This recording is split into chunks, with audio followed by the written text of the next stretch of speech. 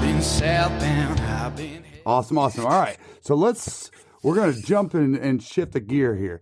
So here's one of the most obvious questions that a duck hunter could ask a guy that has smoked as many ducks as we can even fathom. Tips on decoy spreads. So we want to talk tips on decoy spreads. Obviously, you know, any hunter's going to tell you to go out there and whatever you view, it's kind of how you want to set up. You know, you want to make it as realistic as possible. But, you know, in changing times, and Ramsey, I know you've seen this change, and, you know, Arkansas has changed their ways as far as how you can scout anymore, and you can't really do that. So what is your, this is such a loaded question, but what's your take on decoy spreads? You know, maybe talk about how a lot of guys say, or gals say, oh, you run your big spreads early, you run your smaller spreads later, you use mojos in the beginning or motion, you don't towards the end of the season. Let's hear what you have to say about that with all your experience. Well, that's a tough question, and I'm gonna get in trouble with this question. You know, my granddad always said 6 or 60. That was kind of the old timers. You know, you put out 6 decoys or 60, and I've put out some monster spreads in the past. There's a photo hanging at our camp wall that still every now and again some of those boys will talk about, where there was a lot of deep water. The whole property was backwater flooded. There was a lot of ducks north of us, and not many on us. They were north of us, but they'd come and lay up on us. And the only place we could get to, we had to get out of the cover and go to a little wider, more open place. And we begged, borrowed, and stole decoys. We put out decoys for there, about 10 of us hunting, and we put out decoys for days. we put out a big black hole, but it worked. And I never forget, we were hunting an old WMA way back when, the day I was still in college. They just opened it up, and there was a bunch of water around, you know, like a ditch went out through with a riser, and it just flooded a couple of 100 acres. And every 100 yards on the edge of the water would be a little cane blind. Go out there and stick some cane, 2 guys hiding in it with two dozen decoys. And I asked the manager, I said, can I drive my boat down that ditch? And he said, well, yeah, but you better not tear up my structure. So, we won't. There was 4. Oh, we had a cut out again. Here you are. Hey, there you are. Damn, a drop call. Are we recording? Yes, sir. We're good.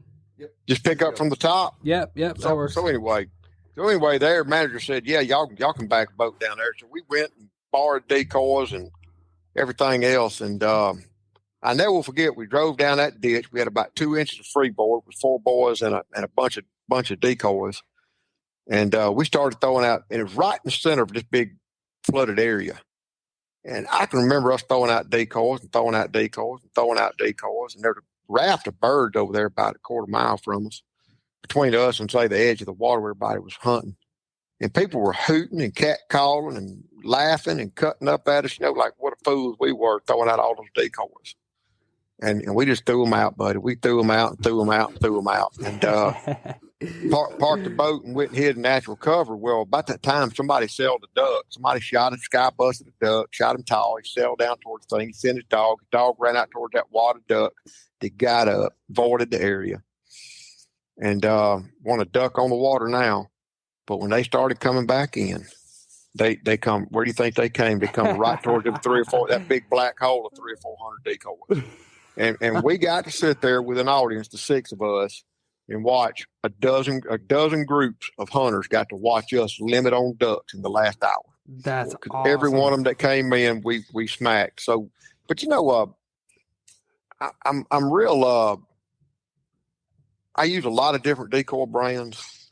I'm not loyal, but I do think I can remember being back in college, and I went and hunted at Reelfoot Lake one time. My brother and I did. I bought a hunt, two-day hunt. Somebody won it, and I bought it for $50 from a grad student that didn't duck hunt. But I had to go right then. It's like I bought it at 3 o'clock in the afternoon, called my brother who drove up after work, And we drove up to Reelfoot Lake and hunted the next morning. It was use or lose, $50, 2 days. Wow. First day was one of the best duck hunts I ever remember. Second day, the whole lake was ice, and we didn't hardly fire a shot. But we drove up, and when I got out in that duck hole, that boy had some Canada goose floaters, some mallard floaters, and a whole bunch of black wooden blocks and pop bottles out there in his deep, just for numbers. And it worked. And I came home and painted a bunch of pop bottles and used them because I needed more decoys. And I was in college and have 2 nickels to rub together. And it worked. And I've told, Jake Latondra does a lot of filming with us. And I told him, I said, one hunt I want to do one day, that one hunt I want to do at home is I want to go out and hunt ducks with 3 or 4 dozen black pop bottles and old Remington 1100 smooth barrel shotguns, because I think that one thing that contemporary hunters do wrong. I know y'all gonna ask me somewhere along the way, mistakes duck hunters make. I think that they try to substitute technology for skill set and for fundamentals. And duck hunting is all about the fundamentals. At some level, Peyton Manning, at some level, a great quarterback like Peyton Manning, football is still the fundamental sport that it was when he was in the backyard tossing the ball with his daddy. Mm-hmm. And I think that a lot of duck hunting is just fundamental. Mm-hmm. You've got to be hidden. You got to shoot straight. You got to put out decoys. All these colors and all this stuff. I'll prove it to yourself. Go take out the fanciest, most beautiful decoys you've ever seen. Put them on water, cloudy day or sunny day, especially. It don't matter. There's so much water coming up that if you get out there and start circling those decoys, you're only going to see color when the sun is behind you to about a 15, 20, 30 degree window of opportunity. The rest of the time, all you're going to see is a black silhouette. What the ducks are flying 40 miles an hour. What are they really seeing when they come in but a pattern? Mm-hmm. That's what I think they're seeing. And I've got a decoy. I collect decoys, but I don't collect fancy decoys. I collect junk that hunters around the world use to kill ducks over. Mm-hmm. And Azerbaijan, for example, we were push poling in one day, and there was a bunch of decoys blowed up over there in the grass, and I asked the guy to stop and get them. He wouldn't do it. He waved me off. And we got to the ramp. I talked to the translator. Said, "Why wouldn't he go get them?" And he said, and the guy explained, "Well, those are just my homemade decoys. They're trash. I don't think he'd value them. He'd want, these junk." I said, "Oh yeah, I want them. Let's go get them." And what they were is, I've never opened it, but it was literally, it feels like sheet insulation, that real dense foam, mm-hmm. stacked, wrapped with black plastic, like just black plastic. And then he took some copper wire, just real monofilament, like he unspooled, and he wrapped it around to hold the plastic on there. Put a spark plug with a piece of hay string or whatever. Wow. And I know he killed ducks with them because they're proliferated with baby holes. And the last time I was there, the sun came up. I was shooting some ducks, and about 200 or 300 yards away, I could see a spread. And I was looking at them through binoculars, and I said, "Well, I'm gonna go look and see what these are. I might want to collect another decoy." Mm-hmm. And I kind of came in around the shoreline, and I stopped at the blind and looked, and it was just shin deep in spent hulls. Because those guys over there market hunt still. They hunt to feed their family. There ain't no sport hunters. Mm-hmm. You get outside of town, you see these kiosks with wild ducks for sale, and a line of people buying them. So, these guys are making their living shooting ducks. And what I found out that spread was, I walked up in it, it was assorted soda pop bottles, water bottles, covered with wool socks, black, blue, green, brown, covered with wool socks. Wow. And they had shot the bejesus out of freaking ducks there. You could tell by the spent hulls. So, do I really need an $89 fully flocked? No. So to answer your number of how to put out decoys, I think, I don't think that ducks land in a J pattern or a V pattern or a broke line. The reason we put out these patterns is because ducks are a creature of habit, and it makes it easy for them to land. Mhm. It invites them into a certain area. These patterns do. I've killed a lot of ducks just throwing decoys out with the wind in my face. Mhm. Give them room to work in there, we'll kill them. And do I need the fanciest decoy? No. I think location matters most. I know that here in the deep South, if I am hunting in Mississippi the last week of January, ducks are stale. They are PhD. They have had their teeth kicked in. Mhm. They know the tricks. And I can remember hunting with Buddy Ranch gambling one time. We had a great week hunting down here, hunting stale ducks. When he showed up, we go out to this little duck call, and I'm bringing 3 decoys. He goes, "Is that going to be enough?" I said, "It's going to be more than enough." Mm. I threw a pair of gadwalls way over yonder and a single duck. And we had 6 ducks come in that day, all in one wad. A flock of gadwalls flew over, and I put my hand on and said, "Don't freaking make a sound." And they looked, and they passed us up.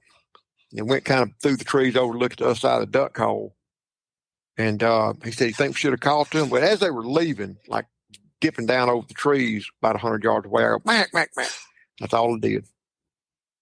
And there directly, we were sitting there chatting, and those 6 gadwalls about took our caps off when they come back into the hole from behind us, heading right towards that pair of gadwall decoys. Mm. And we shot well, and we killed them all. Wow. And that was it. Wow. Random. One of my favorite hunts was my son Duncan. He was a little boy, and there's this little hole we got called Pintail for some reason, and it's a little deep area. The blind faces the north, and a lot of time there was a lot of coffee weed up in that hole that year, and we had gone opening day and shot a limit of ducks. What you have to do when the wind's in your face is get your decoys right, know they're going to work behind you, look through the blind to see them, and then what they'll do a lot of times is come from the north, swing. They don't have enough room to land when the hole's that tight. But as they bank right in front of you, smoke them. You got them vulnerable. And so we went back about a month later and get to camp, and everybody's deer hunting. I ain't no ducks. Ain't no ducks. Ain't no ducks. And they had a duck on the place, they said. And we walked in that morning to that little duck hole, that hole, and I'm gonna say about 10 mallards got out. Mac, mac, mac, as they were leaving. You could hear them in the dark. Instead of getting a blind, I went over on the west side of the coffee weed, east side, I should say. And we put dove stoves down the coffee weed.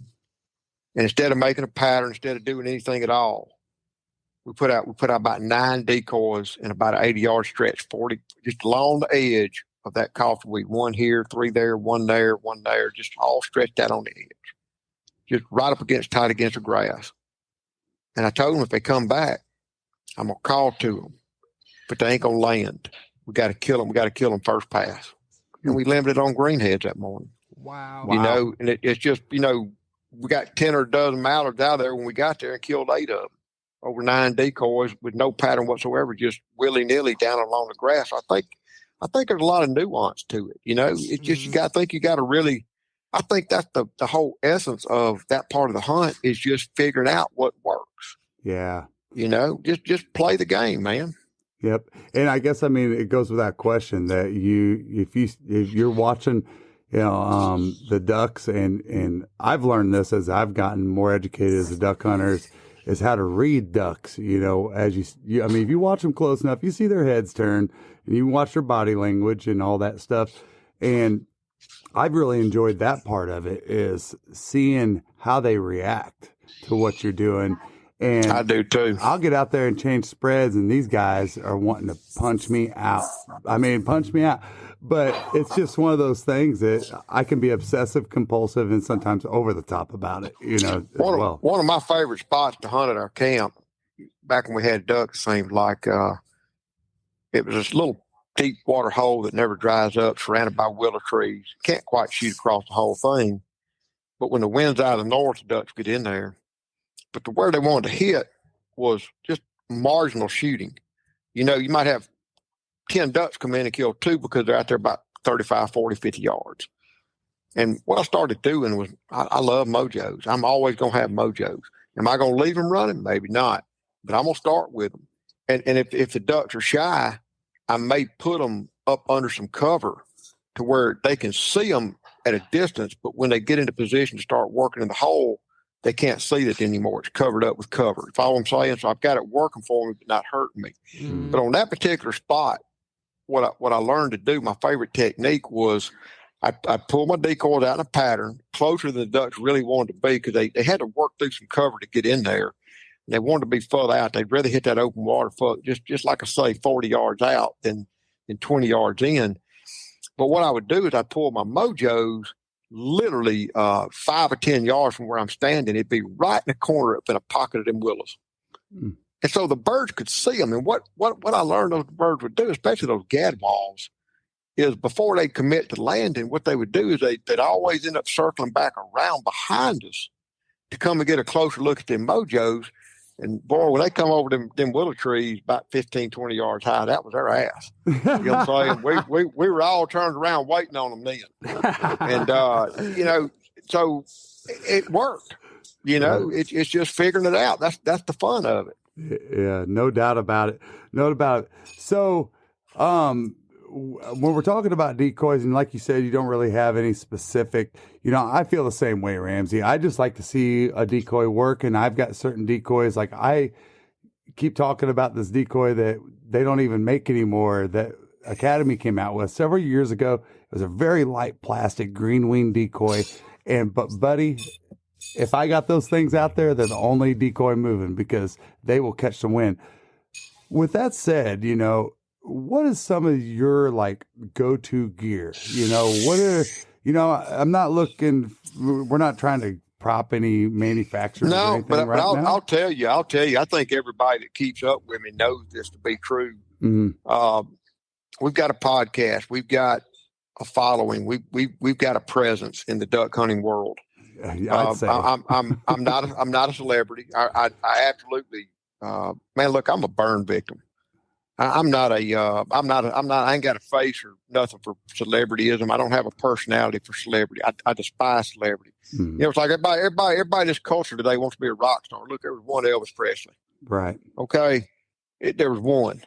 Right. And so, and I ain't him. So, so what I'm trying to say is, if you look at my hunts, the places we hunt in Argentina, Azerbaijan, around the world, I've been there personally, and I've helped develop some of them. I've put my feet under the table. I've walked the miles in the marsh, and having done it with a lot of different hunts down there, I've got a basis of comparison that compels me to believe this hunt is what I want in a wild remote hunt. This hunt is what I want in a combo hunt. This hunt is what I want in a managed hunt. This is my experience. This is what I perceive is the best of the best.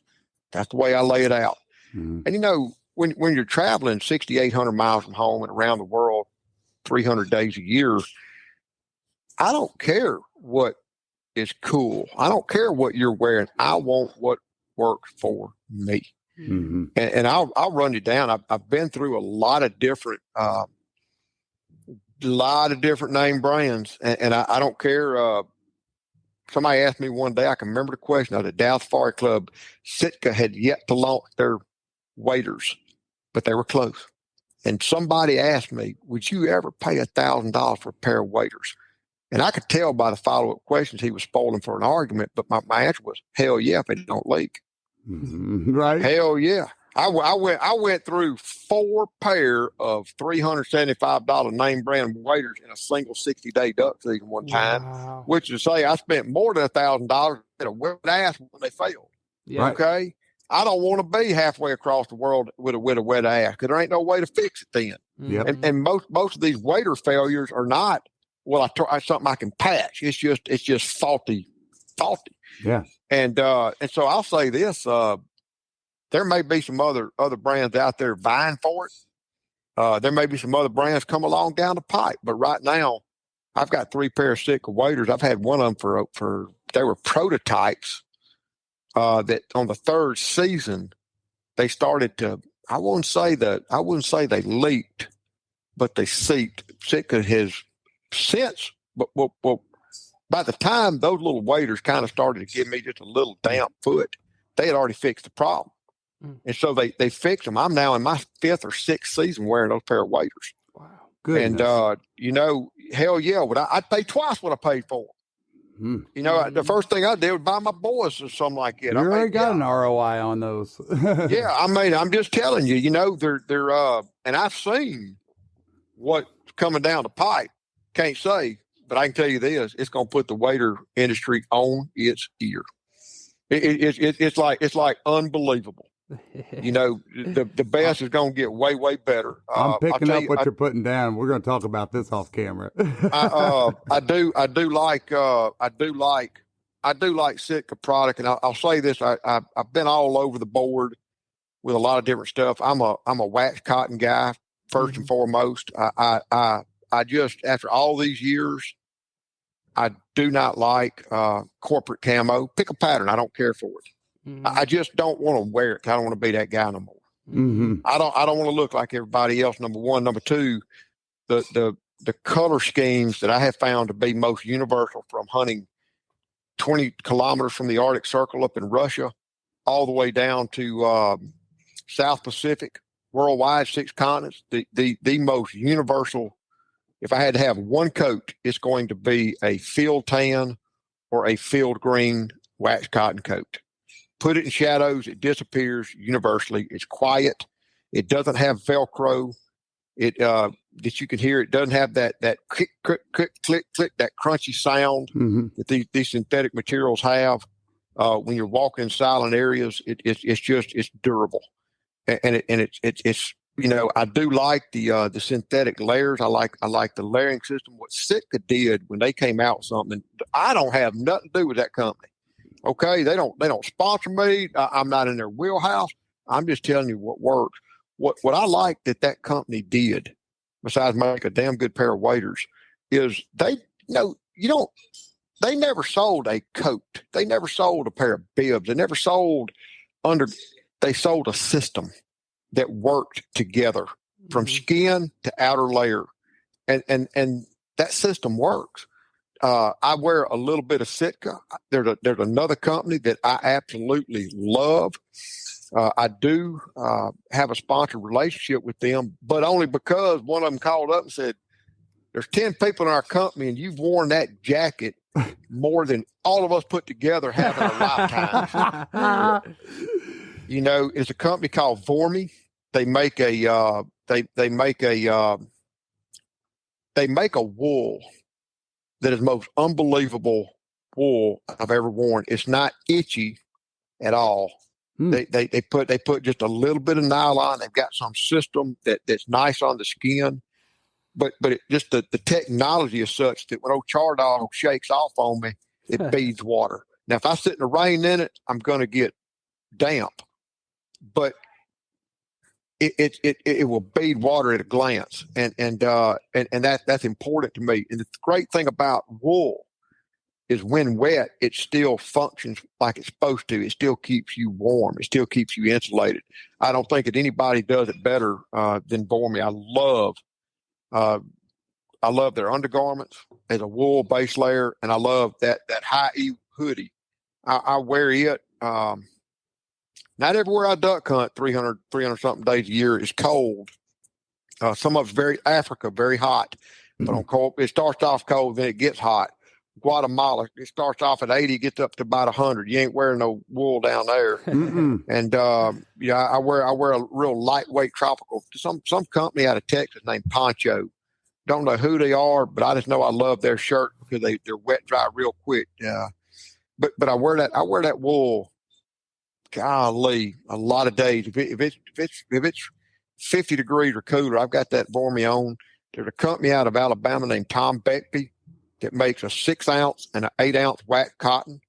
I swear by it. I absolutely love. It's the perfect weight.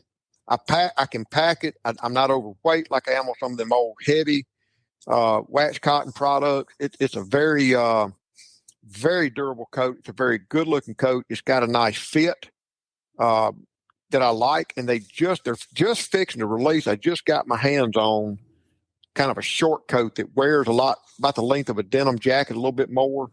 And I can tell you right now, that's an instant favorite. I will that coat. I'll probably be buried in it. But so when you look at those waders, and you look at the Vormy layers, and you look at some of the little bit of Sitka, and you look at the overcoat of Tom Beckby in my waders, that's me. And I mean, whether 90% of the time I'm packing, which I hate to say this in public, but truth of the matter is, there's a suitcase or a gun case that I use a suitcase too. One or the other, or both of them, half the year is in my bedroom, half packed. And it's the same stuff that goes in it every time. A little bit lighter, a little bit heavier, but it's the same system that goes in it every time. I don't like substituting gimmicks for technology for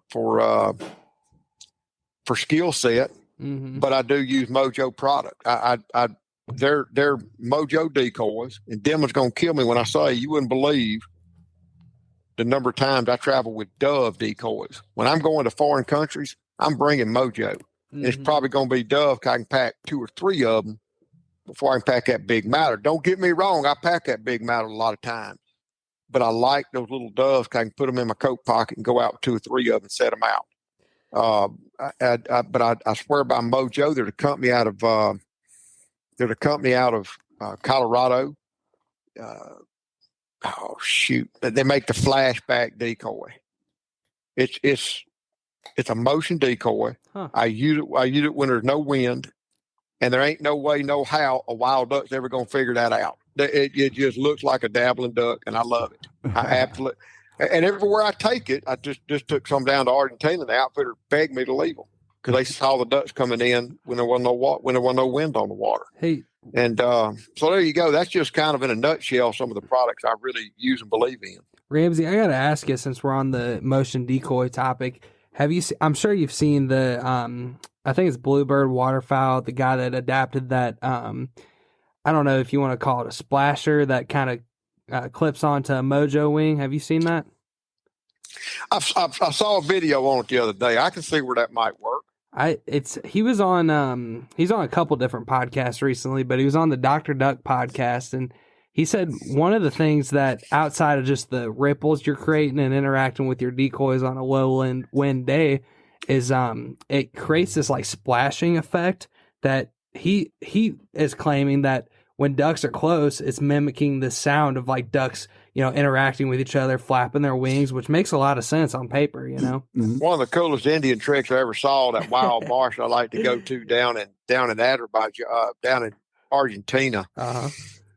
It was me and a guide, and took me and a couple of guys hunting, and the roger bills were working. We were calling to them, and about that time they got downwind, and both those boys dropped down to their knees and started splashing the water with their hands.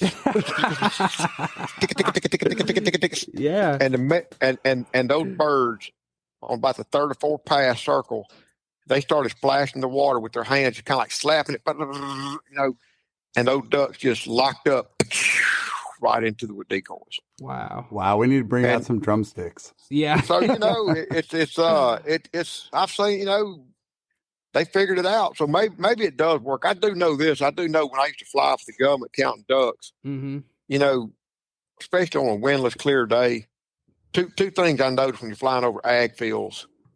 At a glance, at 1,500 feet, 1,000 feet, you can tell they're decoys because beneath the decoys is clear. You can see the bottom of the water.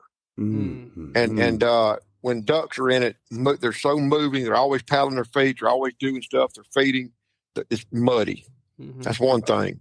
And I've always wondered how come somebody didn't come up with an idea of something that kind of just churns the bottom and makes it muddy beneath our decoys. That would probably work. That's number one. Number two is ducks are always moving.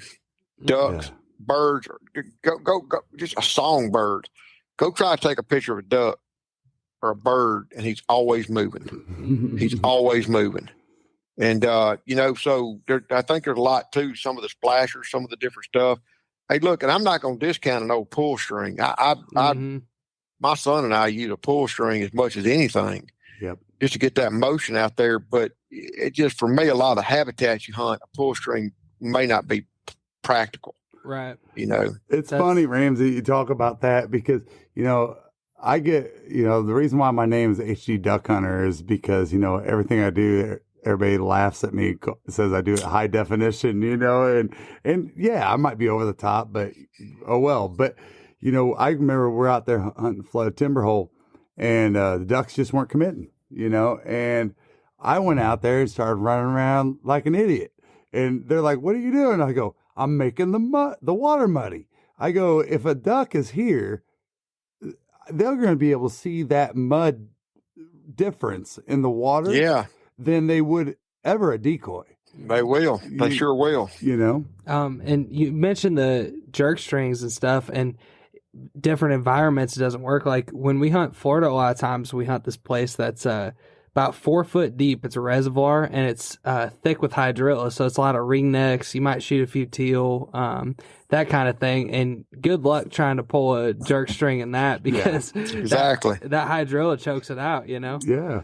Exactly. Yeah. So it's cool to see the innovation of the products, but it's also cool to reflect back on, like what you were saying, Ramsey, on those basics. The whole time you were talking about that, I was thinking about, it was one of those Alaskan shows I was watching, and I think it might have been Life Below Zero or something. And, he was teaching his kids how to take on I think it's called the Alabaskan lifestyle. I might pronounce that wrong, but they take him out there and they literally cut goose decoys out of cardboard and put them out there. And it's just it's such a contrast of what can work and what doesn't work and what we love to see.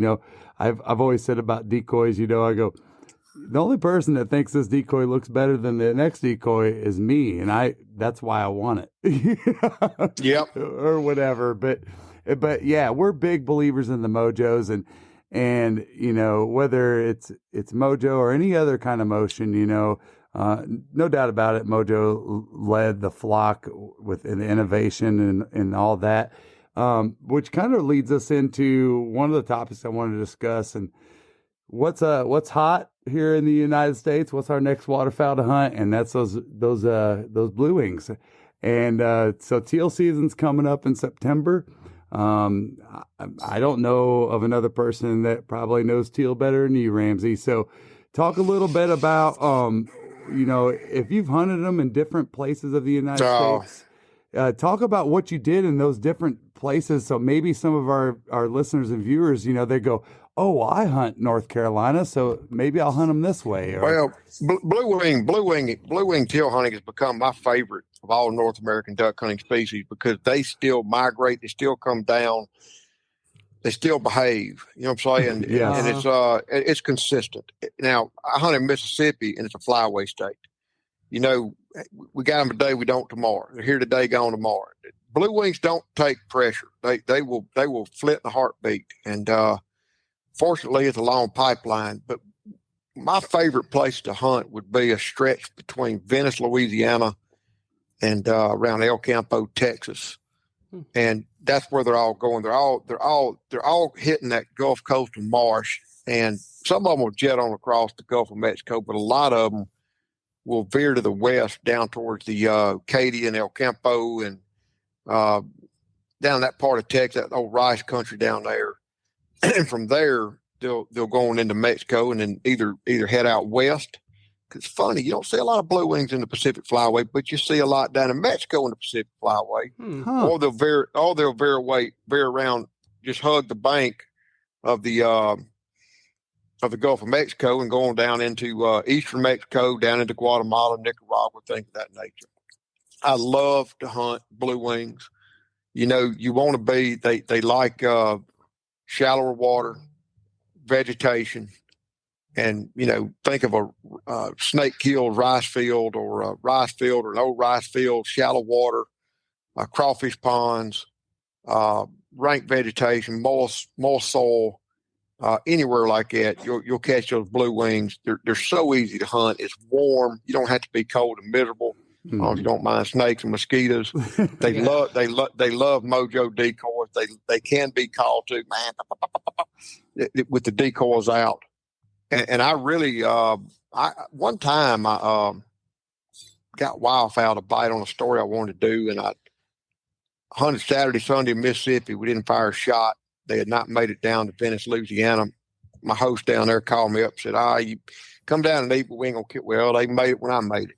A little front hit, and they showed up, and I chased them clear down to El Campo, just camp to camp, to pop to pop to pop, and I started doing that pretty regular. And what was so interesting is how I showed up when they showed up, and it was all adult drakes. And by the time I got over to western Louisiana, it was a good mix. In eastern Texas, it was a good mix of juveniles.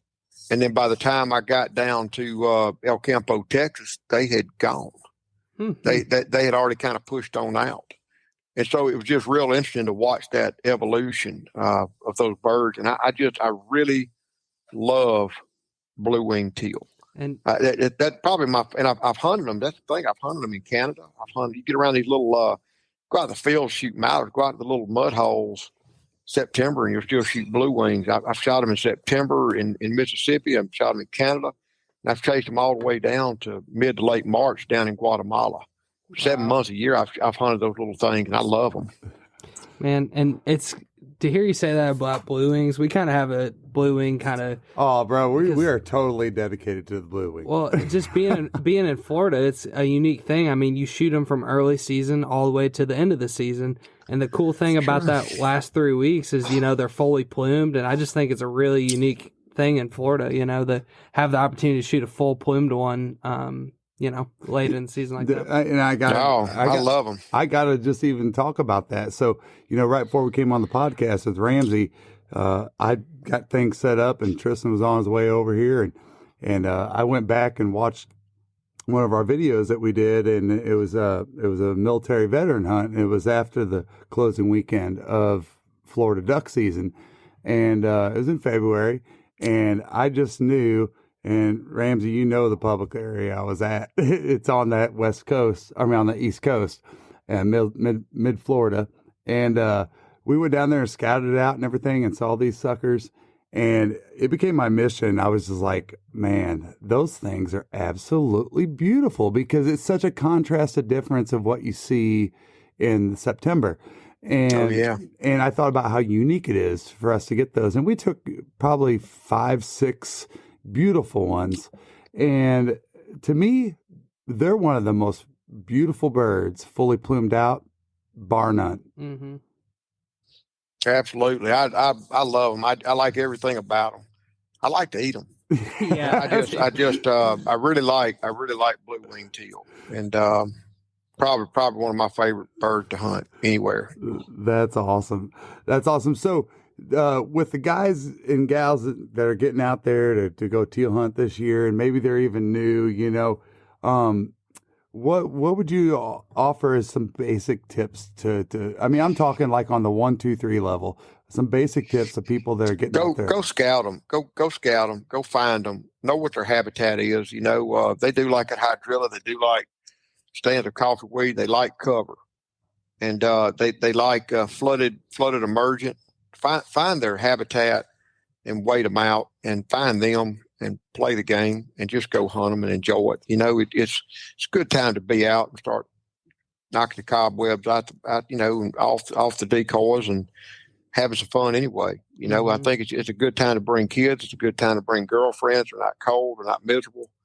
It's easier to keep them comfortable, and just go out and have fun and do it, man. They're there, and they're going to migrate. They need a little weather. They like to migrate. Boy, you show me a 5 mile an hour north wind on a full moon, teal are coming. A 5 mile. Yeah. That's awesome. Well, so kind of run into our next question that I wanted to kind of dig in a little bit more about. Obviously, you guys listening, Ramsey hunts all over the world. I mean, my goodness. And so tell us about getducks.com, and the opportunity is available to hunt waterfowl all over the world. Like, what if somebody's wanting to pursue that? Tell us about what they can do to connect with you and how to go about it. Go to our website, getducks.com. It's a big website. Enjoy it. There's a lot of information besides just the hunt, but the hunts are fully detailed and updated. And we do offer hunts around the world. One of the most visited spots pages on our website is called the North American List. We also got a world list. The North American List is my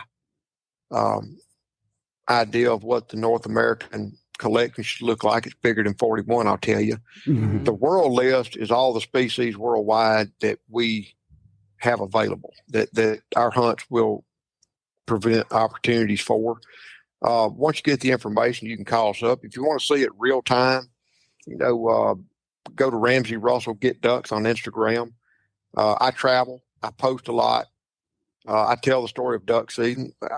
I've got a podcast, Duck Season Somewhere. That's our motto. It's duck season somewhere, but it is duck season somewhere. And that's the name of our podcast. So, between the three, like I just got back from Argentina, I've got 10 or 11 recordings from Argentina, talking to Argentine cooks, Argentine guides, Argentine hunters, clients.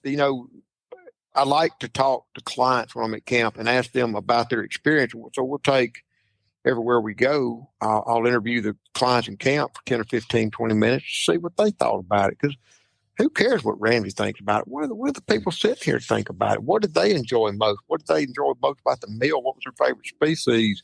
Why did they choose this hunt? How did it reconcile with their expectations? Mm-hmm. And so it's a pretty broad spectrum, but just get ducks. Getducks.com is a good start. Social media podcast, and you're going to have questions. We've got a lot of information there, but the way we design this business is we don't sell. I don't wear just any coat. I wear what I know is going to work for me. I shoot what I know is going to work for me. I'm a Benelli enthusiast, and I've shot Benelli for over 20 years.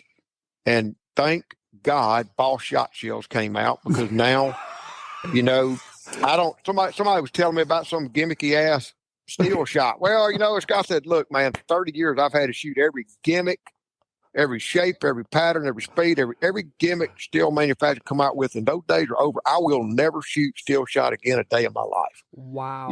Holy cow. There is a copper plated bismuth tin alloy that hits like lead, patterns like lead.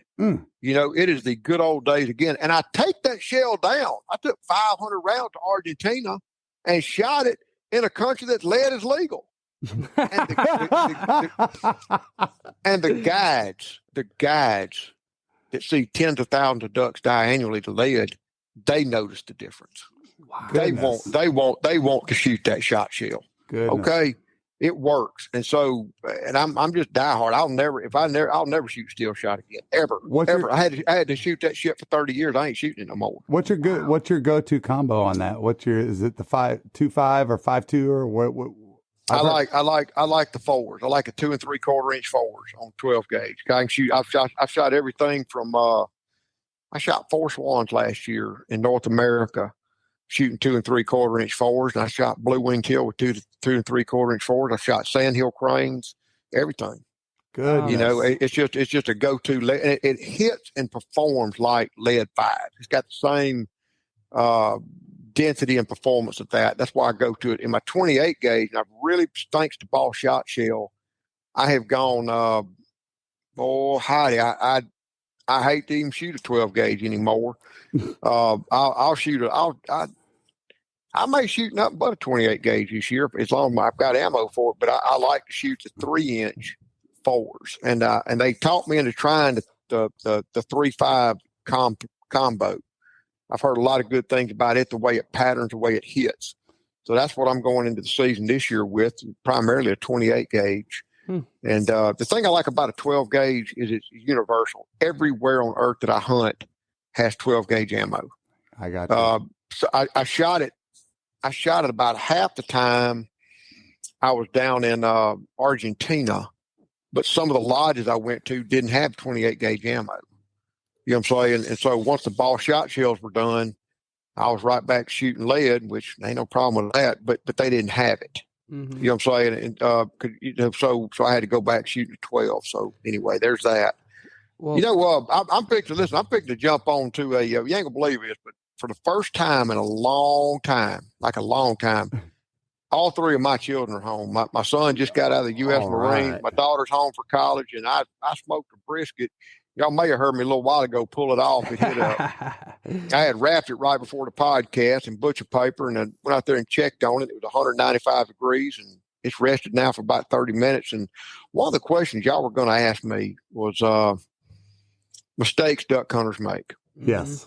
I duck hunt a lot, but duck hunting is a people sport. And I'm blessed to spend a lot of time around the world with people, with a lot of clients that do these travel hunts. And so important to me is the people component that I'm going into my third year with what I call a travel decoy. Over the years, I've had various people make me just a decoy, and everybody I'll hunt with. Like last year, I had a black duck decoy made from a friend of mine up in Connecticut. And I counted up the signatures. I started in August in Africa and finished in Guatemala in March. And there were over 285 signatures on that decoy. Wow. Of people I got to share a blind with. And I just got back from Argentina, average of 10 people in camp every night for 60 days. You know what I'm saying? That's a lot of people I get to hunt with. Wow. And what I think is and y'all had sent me kind of a questions y'all might ask. And I gave thought to one of these things. Three things I think that hunters, three mistakes that hunters make. And first off, I think that whether you're going to Trip of a Lifetime in Argentina or driving 20 minutes from your home to go hunt with your buddies, I think that the modern day hunter, because of social media, primarily, I'm gonna throw it on social media, and I'm gonna throw some responsibility also on a lot of false industry narrative. You ain't cool if you don't hunt with my product and post pictures like we do of a whole bunch of dead stuff. Right. You ain't a hunter. I think that's false as false can be. It is. Because as somebody that hunts 300 some odd days a year, there are days you can do no wrong. There are days you can sit out in the middle of that duck hole wearing a tiger stripe suit and come back out with your ducks. And there's days you can do no right. There are days that no matter what you do, the duck gods and the ducks win. Yeah. Mm-hmm. But most days, 80% of those days are somewhere in between. It is what it is, and it ain't what it ain't. And you shoot a few ducks, and you play the game, you play a clean game, you do the best you can, and you just ain't gonna shoot a limit. But that's okay. You got to go duck hunt with people you care about, and you got to play that game. Yep. And so I think that one thing that in this day and age that maybe people do wrong, I think that whether they're hunting down in Argentina or they're hunting close to home, they approach it with an unreasonable mindset. Mm. That and it can be perverted in a lot of different ways. Right. I see the guys that are trying to prop their egos with a bunch of dead ducks. I see guys that are trying to prove their buddies do the real deal with a bunch of dead ducks. I see sad people that have something missing inside them. It's a bottomless hole. Yeah. They're trying to fill that with dead ducks. And you know what I've learned about those kind of people is they're a glass half empty. If you try to fill it, they got a hole in the bottom of that glass. Something's broken. So approach duck hunting. There is no top of the summit. Whether it's duck calling or putting out the decoys or shooting or whatever, we can always make ourselves better. And that's the art of it, is making ourselves better and playing a better game than we did last time. But go into it with a healthy perspective and a healthy mindset of what duck hunting is and what it ain't. That's rule number one. Number second thing I see is, and I've mentioned it before, I see increasingly, especially among new hunters, they're trying to substitute skill set with technology. Technology keeps us warmer. It attracts more decoys. It keeps us out in the field longer. If it's motorized, it helps us access places we never could before, but it's not a substitute for those fundamentals. Practice and perfect the fundamentals of duck hunting: calling, concealment, decoys. And the third thing I'm going to say is shooting. I'm sorry. I never will forget. I used to read a lot of Nash Buckingham, and Nash Buckingham cut his teeth up in the Mississippi Delta pre-Migratory Bird Treaty Act. His club he hunted in had a self-imposed limit of 50 ducks. And he was reputedly a very good shot. And somewhere along the way, I read him say something one time that modern hunters would not be the shot that his generation was because they just didn't have the opportunity to shoot as much. I think there's a lot of truth to that. Mm-hmm. You know, but the main most thing I can say, assuming you got your wood to wood, you cheek down, you're looking down the sight, forming a sight picture, you learn to shoot, go shoot targets, go shoot this, go shoot that, shoot anything that flies that's legal. Go dove hunting, go pheasant hunting, go goose hunting, go duck hunting, go teal hunting, hunt all the time, because the more you shoot, the better you're going to get, all things equal. Mm-hmm. But the main thing I see among clients when I'm sitting behind them or sitting in a blind with people, they get excited. It reminded me of a movie I saw one time, a Clint Eastwood movie called Unforgiven. And man, what a great actor. He just gets better and better the older he gets. I just saw one called Cry Macho. The man's 90-something years old. Kick butt movie, you know. But it's it was a movie called Unforgiven. And somewhere along the way, he was a hired gunslinger going to go shoot somebody for doing something. And he was an outlaw. You know, Gene Hackman was a sheriff and was going to take him out, you know, and there was some city slicker reporter talking to Gene Hackman, and Gene Hackman, a reputed expert, was like, well, you know, in a real gunfight, people lose their cool. They lose their cool.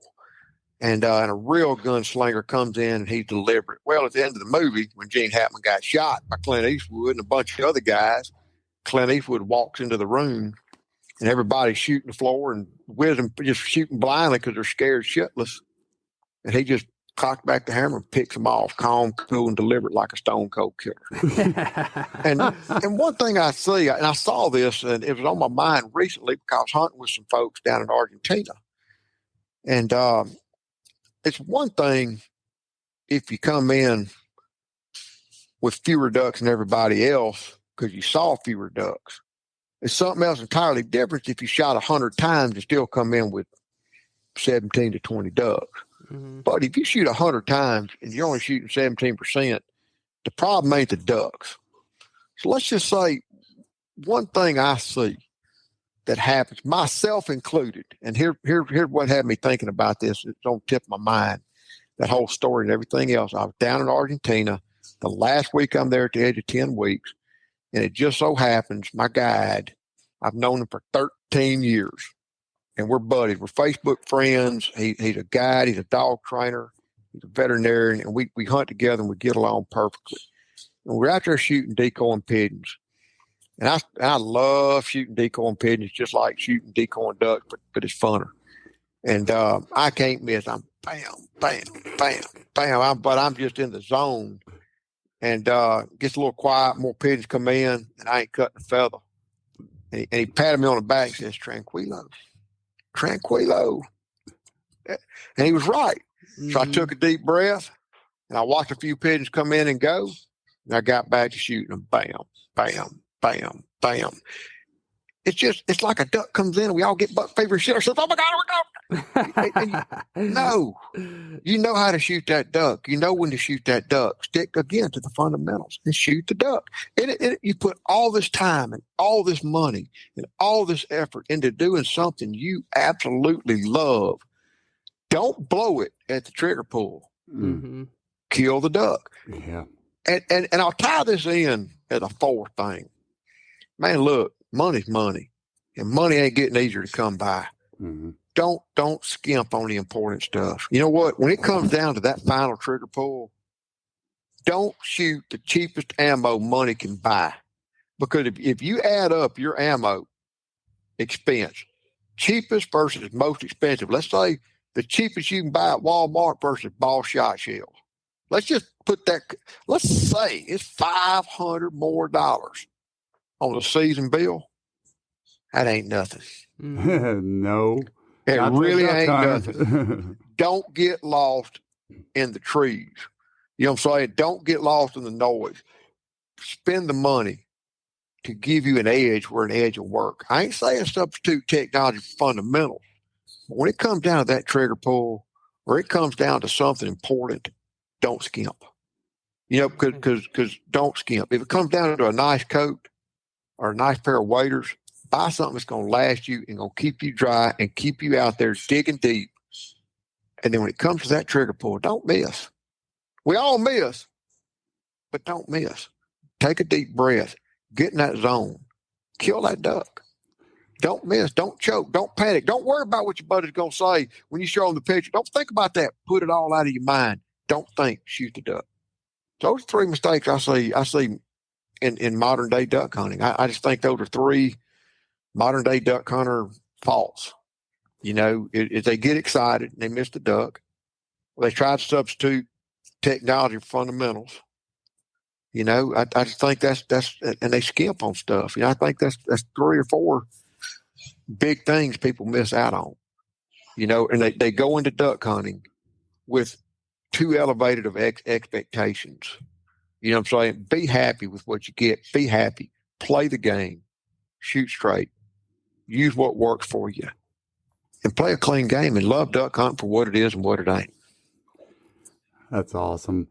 Man, I'm sad. I'm sad. But at the same time, I'm so excited. You know, we got the celebration of our country coming up.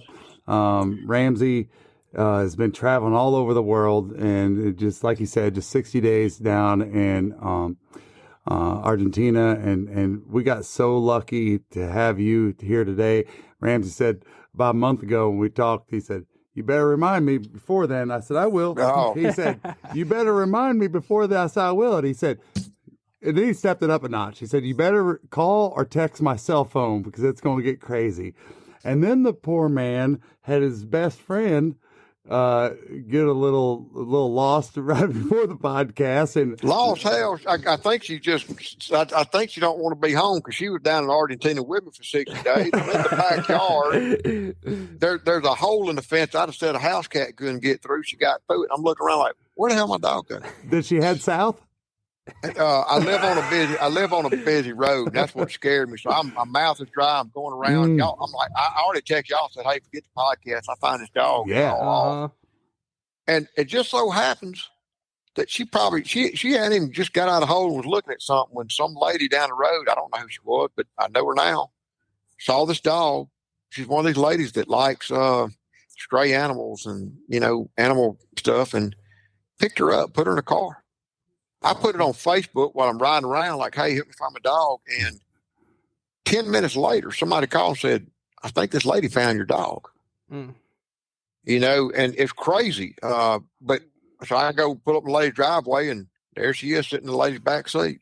Man. And y'all, it about scared me to death. I lost a year of my life. This little dog just wanting to go hunt something, you know? Yeah. They serve a special purpose. But man, Ramsey, thank you so much for taking time out of your busy schedule. I mean, to me, you are, you're my idol, man. I mean, I gotta tell you. And, you know, whenever I was, and I'm still a bow hunter, but you know, from a kid, I looked up to my mom.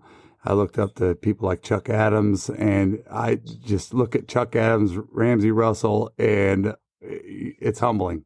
Thank you. Well, thank y'all very much. I appreciate y'all having me and listening to the ramblings of an old man. Man, and Ramsey, I got to tell you, thank you so much for the wisdom and just insight you gave on a lot of things today, because there's a lot of things that, you know, I'm a 25-year-old man myself, and I just hearing these things and having grown up a deer hunter and getting into duck hunting in the last 7 or 8 years is just a lot of good stuff and a lot of moments for me to think about, man, when I'm your guys' age, my dad and your age, you know, that I could look back and say, you know, teach somebody else these kind of things. So. That's the most important thing, Tristan, is that you guys, if we can embrace these young people to be as passionate as you are, as passionate as we are, you know, and to pass this on, that's where we got to make that big difference. Like, I got one last thing I'm going to share with y'all's audience. Just I mentioned previously we're going into our 20th year in business, and plug into us in social media because to celebrate our 20th year anniversary, we're going to give away 2 all expense paid duck trips to Argentina. Oh, wow. Baby! Yeah, if the lucky winner's got a passport, all he'll have to do is meet me and be my personal guest. We got 2 of my top lodges down in Argentina for 5 days. Each winner will be my personal guest, all expense paid, airfare, shotgun shells, licenses to work. All you got to do is show up and win. And we'll probably run that this fall sometime and probably announce it sometime in February. But that's just how we're going to, who knows, by then we may have some more hunts to give away, but that's how we're going to celebrate our 20th year. Very cool, man. Goodness gracious. Awesome. So you guys heard it, folks. Listen, if you guys get a chance, get on getducks.com, get in and get embossed and indulge in his videos. You'll fall asleep to him rerunning on you on YouTube. But I hope to God that we can have you on someday soon. And Ramsey, God bless you on your travels and have fun with your family. And again, thank you. I will. Thank y'all much. Bye-bye. Yes, sir. Thank you. I've been southbound, I've been hellbound.